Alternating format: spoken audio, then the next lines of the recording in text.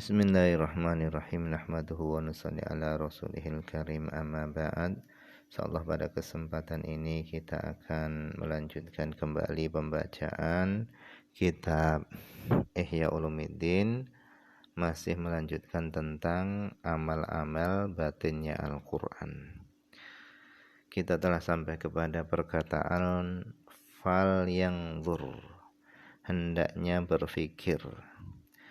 Fal yanzur, hendaknya seorang berfikir, kaifa, bagaimana, latofa, telah bersikap lembut siapa Allah bi khalqihi, terhadap makhluknya, fi isali ma'ani kalamihi, di dalam menyampaikan makna-makna kalamnya Allah, alladzi huwa sifatun qadimatun qaimatun bidatihi, yang mana kalamnya Allah itu adalah sifat qadimah qaimatun, yang melekat bidatihi, dengan zatnya Allah. Bagaimana Allah telah bersikap lembut terhadap makhluknya di dalam menyampaikan makna-makna kalamnya Allah ila afhami khalqihi, kepada pemahaman makhluknya. Wa kaifan tajallat, dan bagaimana telah menjadi tampak lahum, bagi makhluk, tilka sifatu, sifat tersebut, fi tayyi hurufin, di dalam lipatan huruf-huruf, wa aswatin, dan di dalam lipatan suara-suara. Hiya, yang adapun huruf-huruf dan suara-suara itu adalah sifatul bashar, itu adalah sifatnya manusia.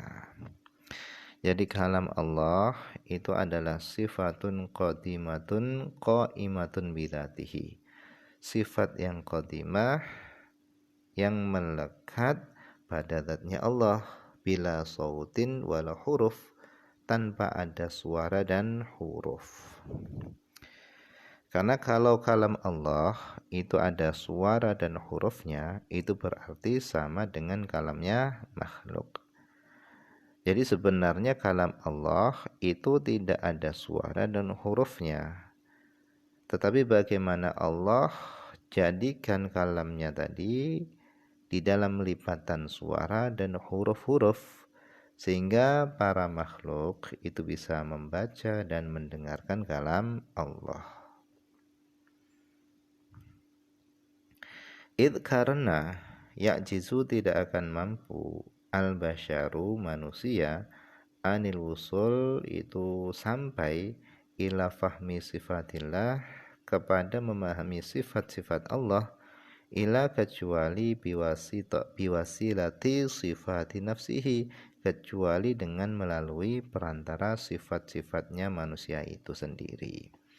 Jadi manusia itu enggak akan bisa sampai kepada memahami sifat-sifatnya Allah kecuali dengan sifat-sifatnya manusia itu sendiri, yaitu dengan huruf-huruf dan suara-suara tadi. Sehingga Allah melipat kalamnya dengan lipatan huruf-huruf dan suara-suara untuk manusia tadi bisa memahami sifat-sifat Allah SWT, yaitu kalamnya Allah. Walaula istitarukunhi jalali kalamihi, walaula istitarukunhi jalalati kalamihi bikiswatil huruf, lama thabata lisama'il kalam arsyun wala thuran wala tala'asha ma bainahuma min azamati sultanihi wa subuhati nurihi.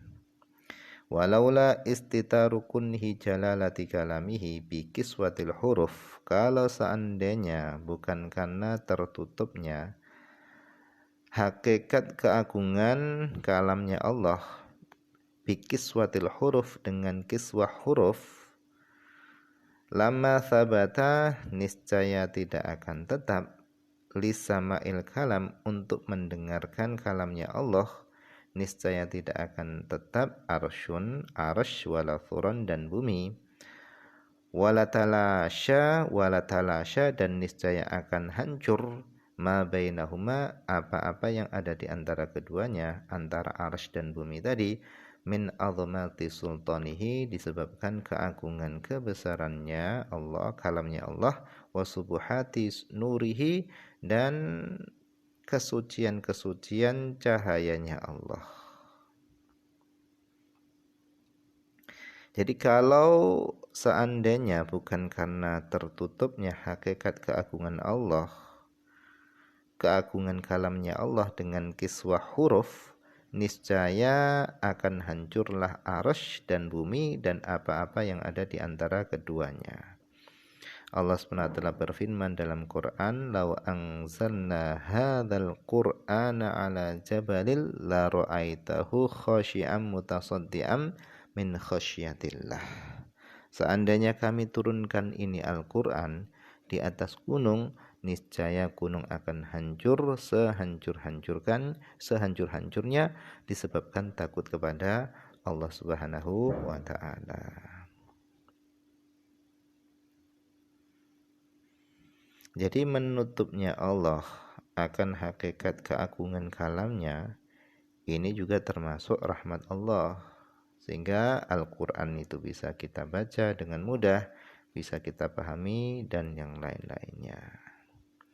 Walaula tathbitullahi azza wa jalla li Musa alaihissalam, seandainya bukan karena Allah menetapkan Nabi Musa alaihissalam, lama ataqa sama akalamihi, niscaya Nabi Musa enggak akan mampu mendengar kalamnya Allah.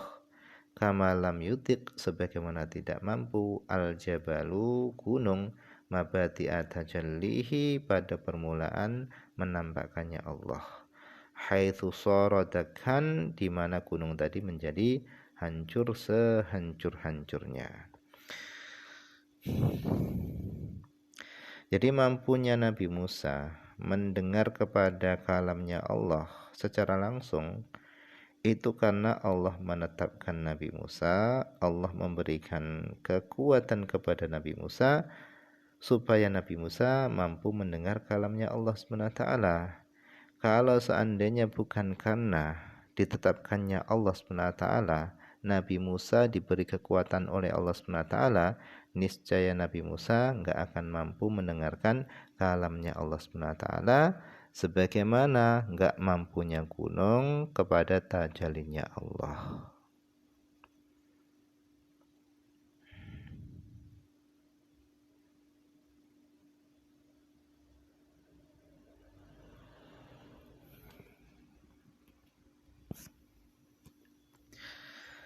Wala yumkinu, dan enggak akan mampu, wala yumkinu, dan tidak akan mungkin, tafhimu azamatil kalam, memahamkan keagungan kalamnya Allah, ila kecuali bi amsilatin, kecuali dengan melalui perantara amsilah, yaitu perumpamaan ala haddi fahmil khalqi, yaitu atas batasan pemahaman makhluk.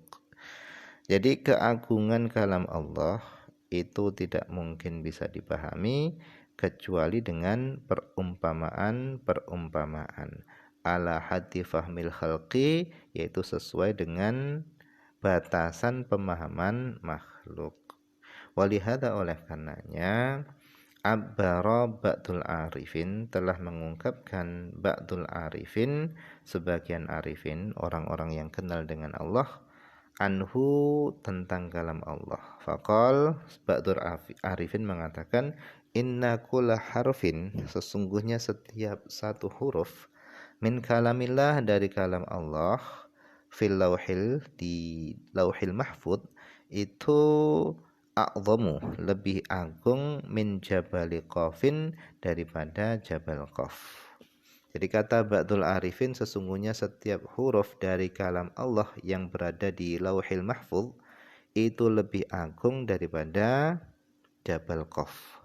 Wa innal malaikata, dan sesungguhnya para malaikat alaihissalatu wassalam, lawij tama'at, seandainya mereka itu berkumpul, seandainya mereka berkumpul ala harfil wahidi, atas satu huruf, ayyuqilluhu, untuk mereka mengangkat satu huruf tadi, ma atau kuh, niscaya mereka enggak akan mampu, hatta ya'tiya Israfil, sehingga datang siapa malaikat Israfil, wa huwa, adapun malaikat Israfil itu adalah malakul lauh, malaikat penjaga lauhil mahfud, fayarfa'ahu, sehingga malaikat Israfil tadi mengangkat satu huruf tadi, wa yuqillahu dan memanggul satu huruf tadi.